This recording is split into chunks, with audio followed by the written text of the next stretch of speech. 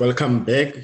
We are continuing with the June 2019 exam paper, and now we are going to do adjustment A. Right. So let's just go to the question paper and see what was the adjustment B saying. So adjustment B, it says adjust the provision for bad debts to, this 2 is very important, 28,500. Right. If it was by, it will mean the other thing. But this is 2 means another thing, right?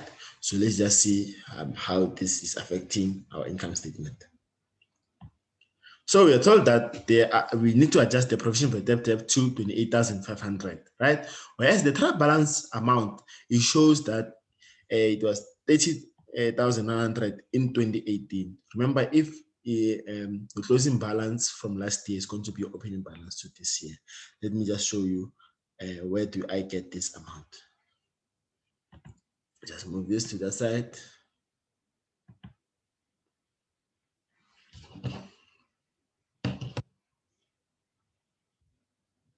Sorry about that. Let me just make sure that I keep time so that we don't record long videos that are tiring to look at, right? Begin 2018, we are told that provision for bad debt is 3,100, right? This year we are not given what is it, but on the notes we're given that it should be 30. It should move from 3,100 to 28,500, right? So the provision for bad debt has decreased by 1,600. That's 3,100 last year to 28,500. So what does this mean? So this is will be an income in the financial statements or in your income statements compared to the previous year. Why? Because in this year, last year we expect, remember we say what's a provision for bad debt? It's an expectation of how the value of your debtors that are unlikely to pay. So last year we had like debtors that are unlikely to pay of 3,100. This year we've decreased to 28,500. So you see now it's an improvement. Less debtors are unlikely to pay, right? So last year it was recognized an expense. So on this 3,100. So now we revise it to 28,500. It means we have to reduce it. So now expectation is just reduced. Last year it was an income, it was an expense. So when we reverse that expense in the current year, it needs to be an income, right? So let's see how it affects on the income statement. You can see on the income statement you have what we call provision for bad debt. It moved from 3,100 to 28,500, right? Then let's move on.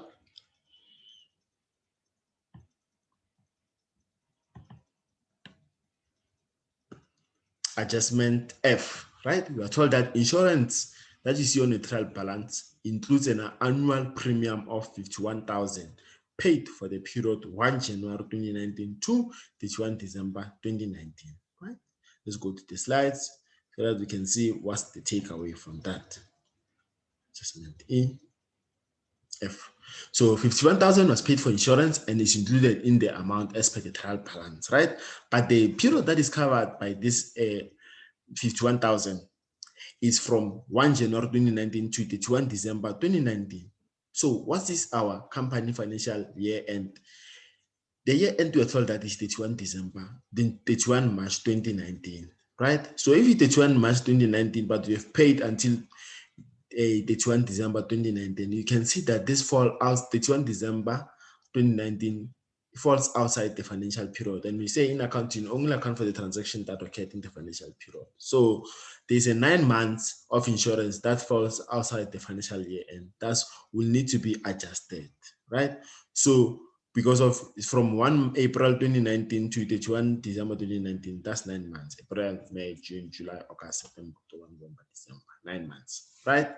So it means this 51,000, we divide it by 12, then it times by 9. This 9 is the months, 9 months that is falls outside the financial period. That means you have to adjust the insurance by 38,250. So this 38,250 will be subtracted from the amount per trial balance when we prepare the income statement, as it does not relate to the current year, right? So on your income statement, this is how much is going to be. The insurance was 79,500, then we adjust for 38,250, right? Then we move on. Go to the question paper. Adjustment G. We are told that an employee was left out on the salaries journal for March 2019. The following details are applicable. The net salary for the employee, 9,100. We are told that the deduction by the employer totaled 30% of the gross salary. Then the employer's contribution were 2,000. So what you can see from here is that when they were paying employees during the March period or March month, this employee was left out. So the amount that we see on a trial balance, does not include this amount, but we have to include this amount because of the account for the transaction that what happened in the financial period, right? Let's see what's the take using on our slides. Right. So we go there, you say the employee was left out from salary journal, net salary 9,100, deductions at 30% of the gross salary, the employer contribution 2,200. So what's the gross salary? Remember your gross salary, how they arrive at the net salary, they say gross salary minus 30%, which is the deduction, is equal to the net salary. Gross salary we are not given, so we will say your gross salary is K. So it's equal to K minus 30% of K is equal to 9,100. 30% is like 0.3. So K minus 0.3K is equal to 9,100. K is like 1. It means 1. They say 1K here, right? Obviously, you can see it's a K. So it means it's 1K. Not the amount 1K, but K, alphabet K. So 1K minus 0.3K is equal to 0.7K, right? So our K, when we do arithmetic, is going to be K is equal to 13,000. So the gross salary is 13,000, right?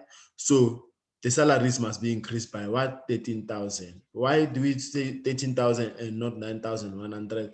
Because when the company pays an employer, they pay that employer gross salary, right? The company is liable to pay gross salary, but the employer has got contributions and other, the employee has got other deductions such as your UIF, your income, not the income tax, your payee, your medical aid, etc. So after that amount, this when the net salary is being paid.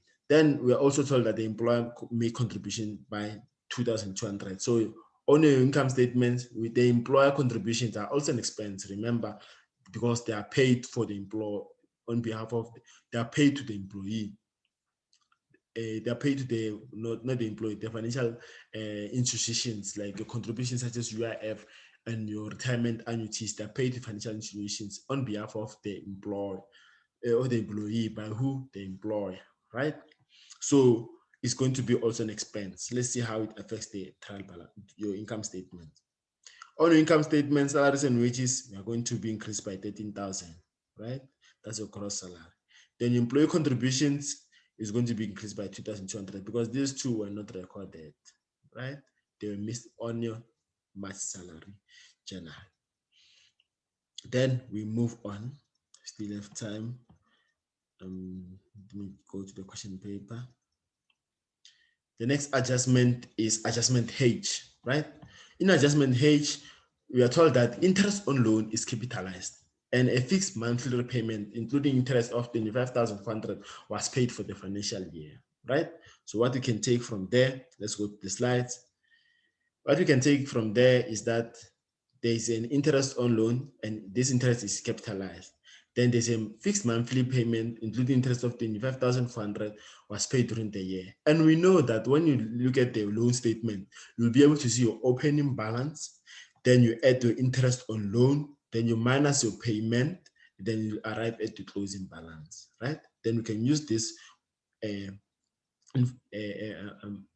disclosure or how a closing balance, your loan closing balance is determined to answer or to account this adjustment, right? Then it's like saying opening balance plus interest minus payment is equal to closing balance.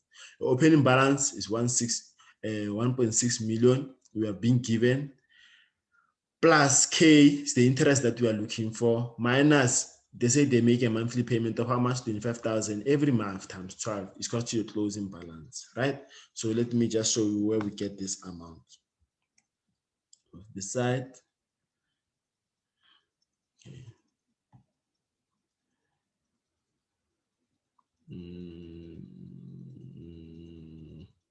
Let me just make sure that I've opened the right. Yeah. Okay, that's the right one. Loan opening balance. Remember, last year closing balance is this year opening balance. Then your opening balance is what? 1.6 million and 58,000. Here is it. Opening balance. Your interest payment, we don't know. That's your K. The payments were told that is 25,400 per month. So how many months? 12 months. Your closing balance is how much? 1.4 and 30,200, right? Then that's where it is. It just increase. Then it's just more of mathematics. So it's just a matter of adding the like by likes. Then from there, this is how much you're going to be left with. Then your K is going to be 77,000. That's the interest on loan is 77,000. So if you take this 77,000 and you put it here, it must give you this. If you say this one plus 77,000 minus this one, must give you this one, right? So how is this going to be affected on your income statement? We go to income statement. Income statement, we know that the interest does not fall under your normal expenses. It's shown separately. Interest on loan.